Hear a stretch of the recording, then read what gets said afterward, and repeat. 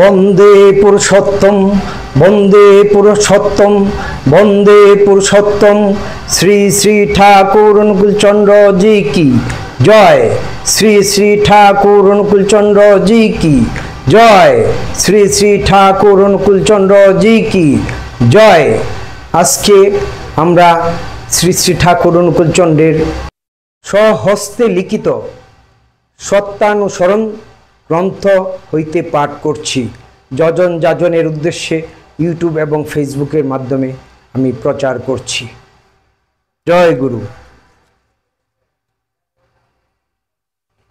দীন হওয়া অর্থ নোংরা সাজা নয়কো, বেকুলতা মানে বিজ্ঞাপন নয়কো, বরং হৃদয়ের একান্ত উদ্দাম আকাঙ্ক্ষা। স্বার্থপরতা স্বাধীনতা নয়কো, বরং স্বাধীনতার অন্তরায়। তুমি যত লোকের সেবা করবে তত লোকের যথা সর্বস্বরের অধীশ্বর হবে। তেজ মানে ক্রোধ নয়কো, বরং বিনয় সমন্বিত দৃঢ়তা।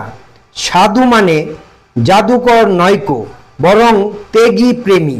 ভক্ত মানে কি আহম্মক, বরং বিনীত অহংযুক্ত জ্ঞানী। সহিষ্ণুতা মানে পলায়ন নয়কো, প্রেমের সহিত আলিঙ্গন। জয় গুরু, জয় গুরু, জয় গুরু।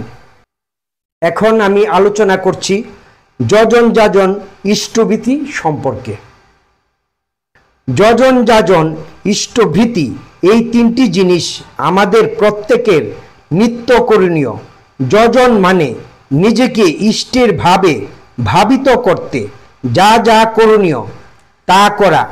যাজন মানে সেবা, সাহায্য, সাহচর্য ও ইষ্ট প্রসঙ্গের ভিতর দিয়ে ইষ্টকে পারিপার্শ্বিকের মধ্যে চারিয়া দেওয়া ও প্রতিষ্ঠা করা। আর ইষ্টভীতি মানে নিজের কর্মফল নিঃসৃত আহরণ থেকে নিত্য ইষ্টকে নিবেদন করা। শরীর মন দুইই লাগে কর্মে, তাই নিষ্ঠার সঙ্গে ইষ্টভীতি পালনে শরীর মন ইষ্ট বোঝা হয়ে থাকে। ফল কথা, যজন যাজন ইষ্টভীতি প্রবৃত্তিমুখী জীবনকে ইষ্টমুখী করে তোলে। মানুষ যত ইষ্টের হয় ততই সে অনিষ্ট ও অমঙ্গলের হাত থেকে রেহাই পায়। ইষ্টহীন জীবন প্রেত জীবনের সামিল।